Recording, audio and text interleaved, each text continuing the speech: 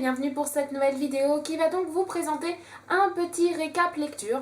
Donc comme je vous l'avais dit à la fin de ma vidéo In My Mailbox, je vais pas vous présenter tous les livres que j'ai lus depuis le mois de mars puisque ma dernière vidéo récap lecture date de fin mars. Donc je vais pas vous présenter tous les livres que j'ai lus donc avril, mai et début juin. Parce que déjà j'en ai lu vraiment pas mal, je suis à quasiment 10-12 livres par mois, donc c'est quand même beaucoup, sans compter, en comptant les BD, etc. Donc j'ai fait une petite sélection en fait, voilà, ça tiendra sur 2 vidéos. Donc là je vais vous présenter 4 livres, donc ce sera 3 coups de cœur et un livre que j'avais vraiment envie de vous parler. Et dans la prochaine vidéo, donc ce sera mes derniers coups de cœur et puis donc les derniers livres que j'ai lus pour essayer de reprendre à une vidéo assez régulière et vous présenter donc les livres que je lis au fur et à mesure. Donc on va commencer tout ça maintenant.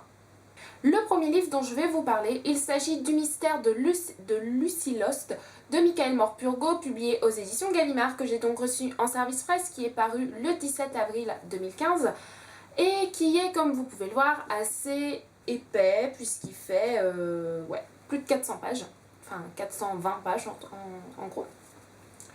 Donc c'est un livre pour lequel j'ai eu un coup de cœur et ma chronique est sur blog. Au niveau de l'histoire, on se trouve sur des petites îles anglaises où vit un jeune garçon donc du nom de Alfie qui mène une vie tout à fait ordinaire et paisible avec ses parents. Nous sommes donc en 1915, donc la Première Guerre est présente, même si les îles où vit Alfie ne sont pas touchées. Donc voilà, vous avez un peu le spectre de la Première Guerre.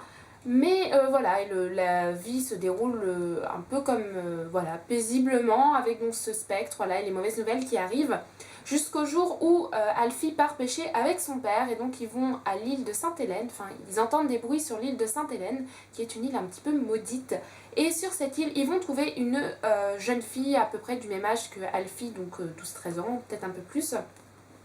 Qui est plus morte que vivante, voilà, qui est vraiment dans un sale état. Et ils vont donc la recueillir et en fait cette jeune fille qu'ils vont donc appeler Lucy, Lucy Lost, ne parle pas. Voilà, on ne sait pas véritablement qui elle est, on ne sait pas d'où elle vient, on ne sait pas ce qu'elle faisait là, etc. Et donc voilà, ça va être un peu l'histoire de découvrir qui est Lucy Lost. Et parallèlement, on suit l'histoire de Mary. Donc Mary qui est une américaine.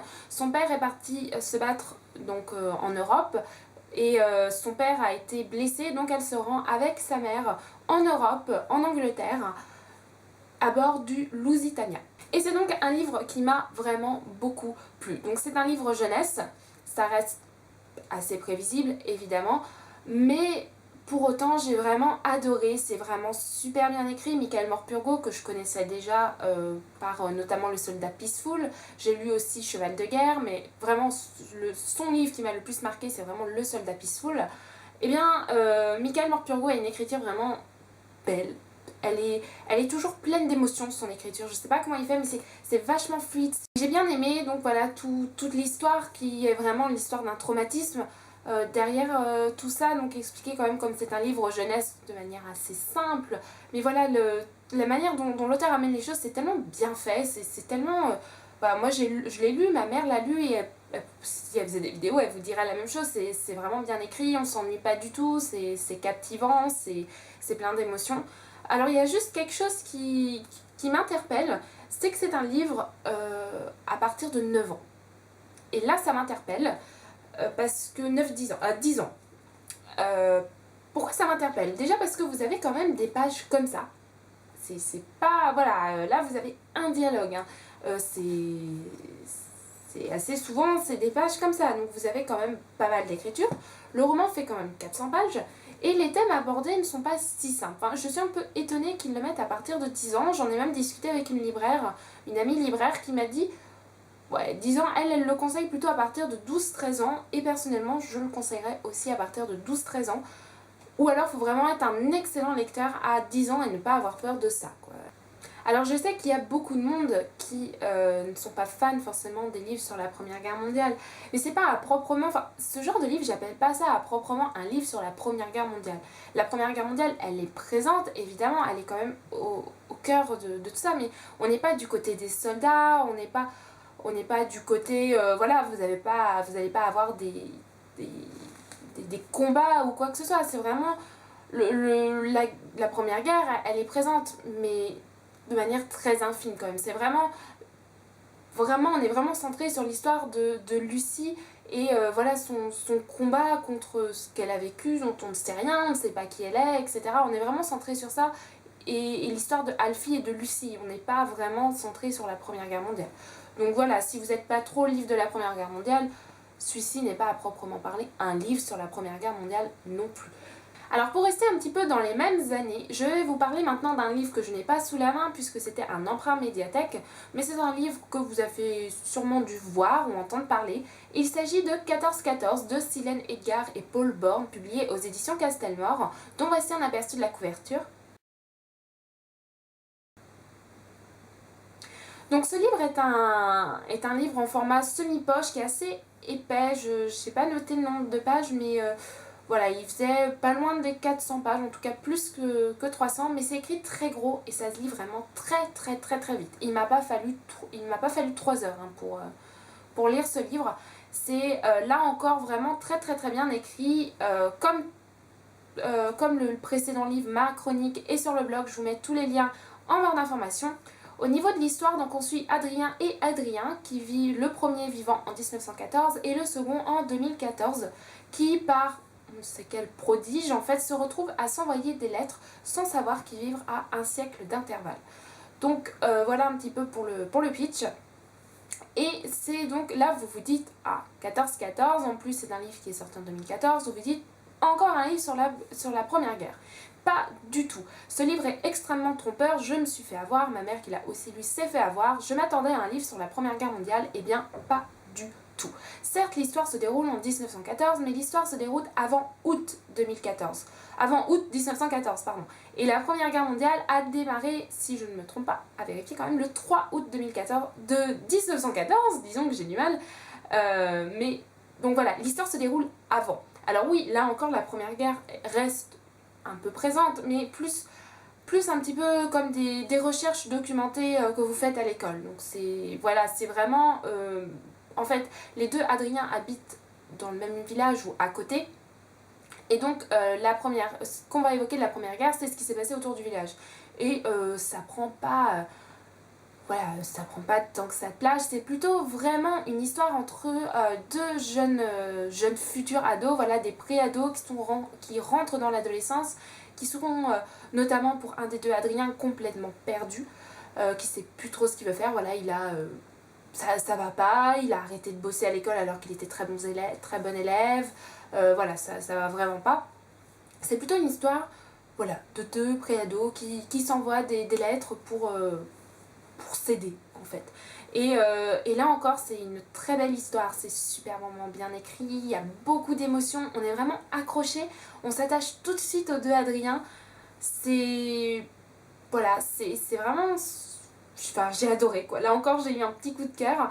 Ce que j'ai beaucoup apprécié aussi, c'est le fait de mettre en parallèle les deux époques, puisque les deux personnages ne savent pas qu'ils vivent à un siècle d'intervalle, mais ils sont interpellés tous deux par ce que dit l'autre en fait, parce qu'il y a une différence entre la mentalité, nos coutumes, etc., entre 1914 et 2014. Et ça, j'ai trouvé très intéressant.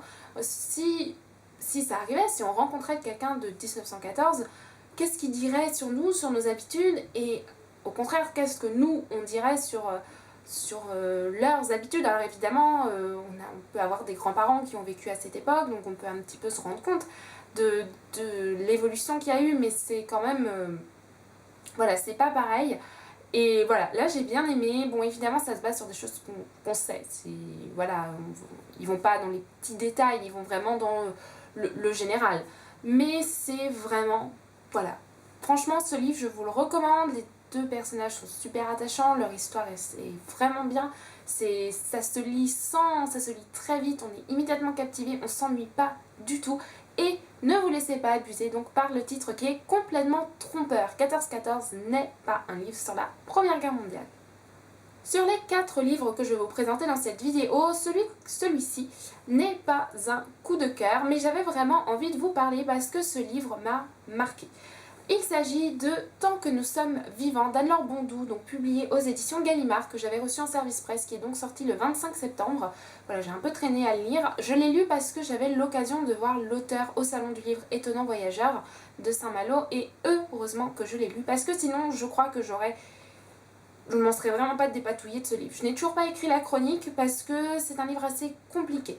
Au niveau de l'histoire, on suit donc Beau et Ama qui vivent dans un futur quand même assez proche, voilà, où notre cher pays ne va vraiment pas bien. C'est encore pire que maintenant, le chômage a explosé, enfin voilà, on est vraiment dans une mauvaise pente en tout cas.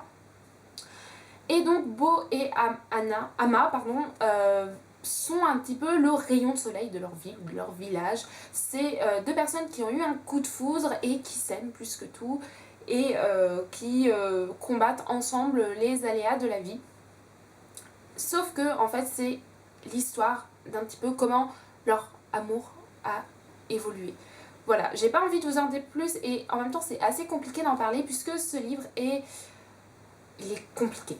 Voilà, quand je l'ai lu, je l'ai lu, c'est vraiment bien écrit, donc vous restez accrochés, mais il y avait quelque chose qui me dérangeait. Et quand j'ai fini ce livre, j'étais complètement un peu désarçonnée par ce livre, je savais vraiment pas quoi en penser, j'étais plutôt un petit peu mitigée parce que j'avais vraiment l'impression de passer à côté de quelque chose.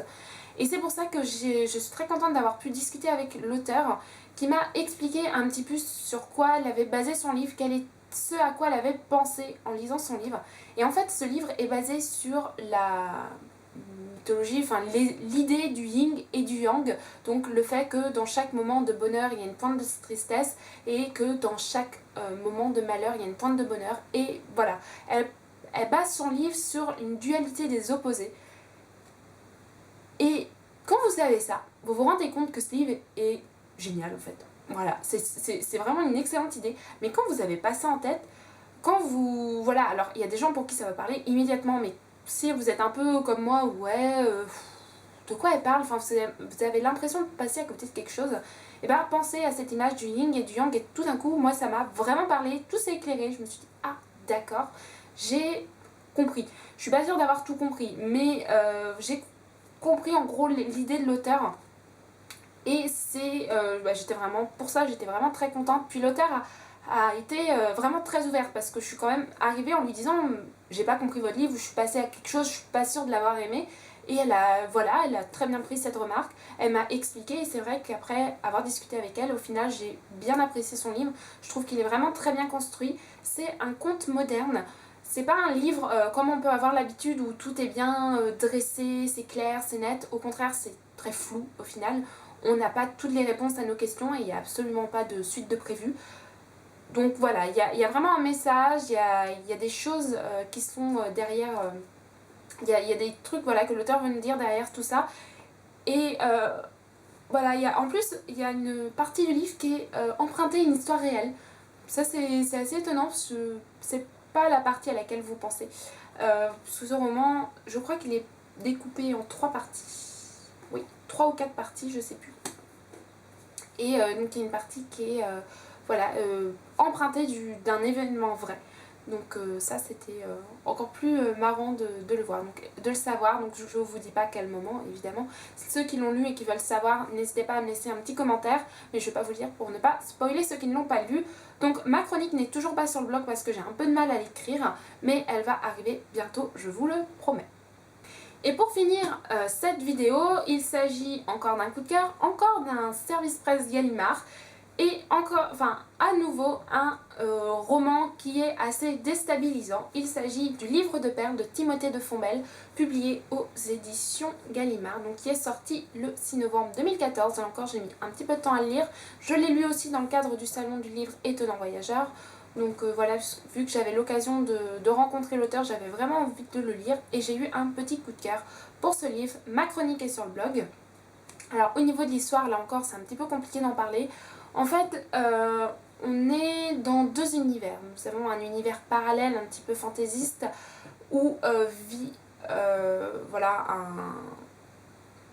un roi qui va avoir voilà, qui aime plus que tout sa femme et qui va avoir un deuxième enfant. Donc il a déjà un premier enfant.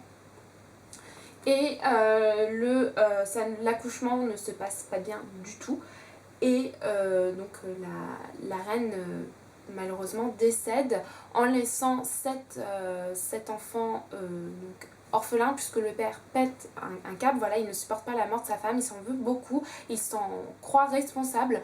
Et voilà, donc c'est le frère aîné de Perle qui va donc gouverner, sauf que c'est pas un très bon souverain, on va dire, il est plutôt méchant. Voilà. Et parallèlement, on suit donc une autre histoire. Mais j'ai pas trop envie de vous en parler parce que j'ai peur de trop vous en dire. Et c'est un livre qui est vraiment très déstabilisant. Autant là, vous aviez affaire à un conte moderne, autant là, vous êtes plutôt dans un conte un petit peu à l'ancienne. Vous savez, avec du merveilleux, voilà, des fées, un prince, etc. Vous voyez un petit peu le genre de conte que ça peut être. C'est un livre qui est merveilleusement bien écrit. Voilà, c'est très poétique, c'est assez déstabilisant comme histoire. Ça, je vais pas vous le cacher parce que il y a plusieurs parties et en fait, vous voyez les liens qu'il y a et vous savez pas trop quoi. Faut vraiment, au fur et à mesure, en fait, ça s'éclaire en fait. Vous avez un fil directeur, vous savez pas trop comment toutes ces parties sont reliées et au fur et à mesure, ça devient un petit peu plus précis. Ça, voilà, vous comprenez l'idée de l'auteur. Et je vous cacherai pas, quand j'ai commencé le livre, je me suis dit, bon sang, ça a l'air super brouillon. J'étais un peu étonnée parce que Timothée de Fontbelle est quand même un auteur réputé qui, pour l'avoir déjà lu, écrit bien, qui maîtrise son sujet. J'étais un peu, mais non, c'est complètement le brouillon quoi, de son livre. Et c'est voulu de la part de l'auteur, il me l'a dit.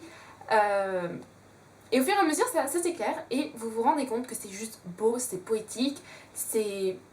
Voilà. Et puis, ça se termine avec une fin ouverte, comme les contes.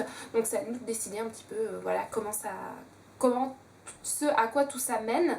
Mais voilà, j'ai bien aimé. C'est donc un livre assez déstabilisant, mais qui est beau. Moi, c'est vraiment ce que j'ai retenu, c'est l'écriture vraiment super belle, super poétique, qui... Sans l'écriture, l'histoire, ce serait vraiment tout autre chose. Parce que c'est vraiment écrit comme dans un conte. Voilà, franchement. Encore une fois, le livre de Perle, je vous le recommande beaucoup, beaucoup, beaucoup. Donc un petit coup de cœur aussi pour ce livre superbement bien écrit. Et donc si vous avez envie de lire un conte pour vous envoler dans des beaux endroits, mais attention, hein, quand je dis vous envoler dans des beaux endroits, par contre, il y a quand même une histoire qui a lieu dans le présent. Dans le présent et un petit peu dans le passé. Enfin voilà, on est dans les années 40-45. Donc voilà, il y a un petit peu... la Seconde Guerre mondiale est un petit peu présente. Mais là encore, c'est évoqué. Hein. Vous n'allez pas avoir des massacres de la Seconde Guerre. Ça sera évoqué, c'est tout. Donc voilà pour cette vidéo. J'espère vous avoir tenté avec certains des livres. Vraiment, je vous les recommande tous beaucoup. Ce sont des livres, je vous cacherai pas que c'est... À part le 14-14, les trois autres livres ne sont pas franchement des livres que j'ai pour habitude de lire et c'est peut-être pour ça que je les ai adorés. Il y en a deux qui sont quand même très déstabilisants, très désarçonnants, mais voilà, franchement je vous les recommande tous pour des aventures très différentes les unes des autres et voilà. Franchement, n'hésitez pas à les lire. Si vous les avez lus, n'hésitez pas à me mettre en commentaire donc ce que vous en avez pensé. Et je vous retrouve très prochainement pour un nouveau récap lecture. Voilà, bisous bisous.